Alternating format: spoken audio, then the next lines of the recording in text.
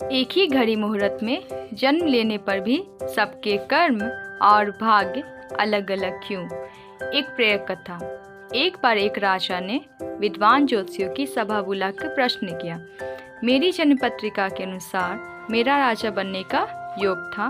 मैं राजा बना, किंतु उसी घड़ी मुहूर्त में अनेक जातकों ने जन्म लिया होगा जो राजा नहीं बन सके। क्यों?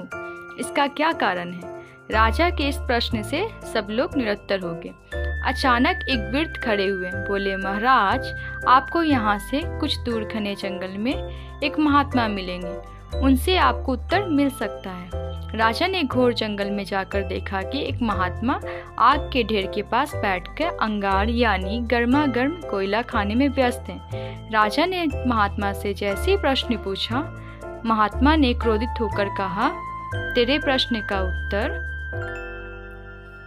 आगे पहाड़ियों के बीच एक और महात्मा है, वे दे सकते हैं। राजा की जिज्ञासा और बढ़ गई। पहाड़ी मार्ग पार कर बड़ी कठिनाइयों से राजा दूसरे महात्मा के पास पहुंचा।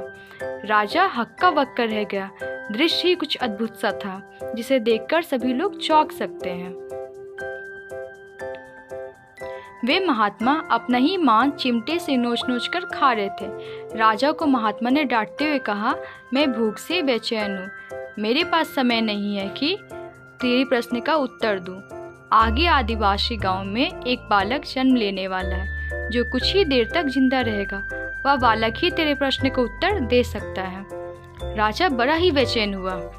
अब उसे किसी भी हाल में उसका उत्तर जानना अति आवश्यक था। राजा पुनः कठिन मार्ग पार कर उस गांव में पहुंचा। गांव में उस दंपति के घर पहुंचकर सारी बात कही। जैसे ही बच्चा पैदा हुआ, दंपति ने नाल सहित बालक राजा के सम्मुख उपस्थित किया। राजा को देखते ही बालक हंसते हुए बोलने लगा, राजन, मेरे पास भी समय नहीं है, किंतु अपना उत्तर सुन लो। तुम, मैं और दोनों महात्मा 7 जन्म पहले चारों भाई राजकुमार थे। एक दिन शिकार खेलते खेलते हम जंगल में 3 दिन तक भूखे प्यासे भटकते रहे। अचानक हम चारों भाइयों को आटे की एक पोटली मिली। हमने उनकी 4 बाटी सेकी। अपनी अपनी बाटी लेकर खाने बैठे ही थे कि भूख प्यासे तड़पते हुए एक महात्मा हमारे पास आए।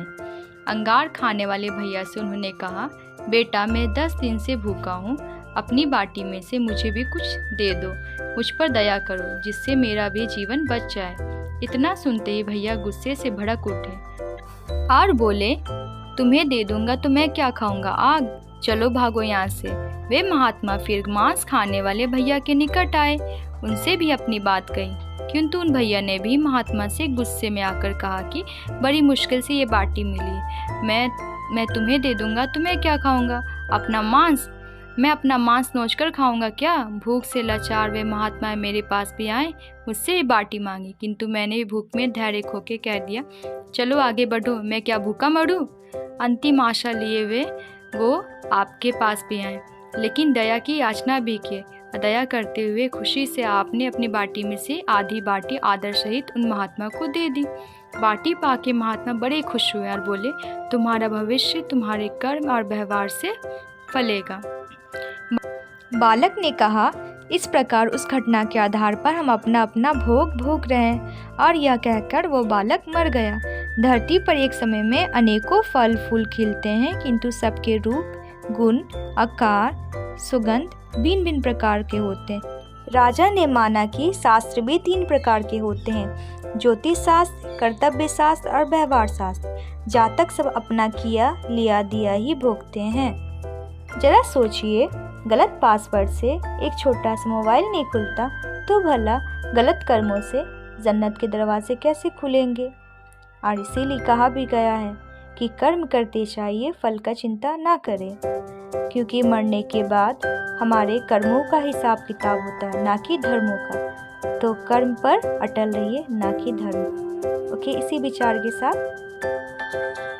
मैं वीडियो को एंड करती हूँ। बाय।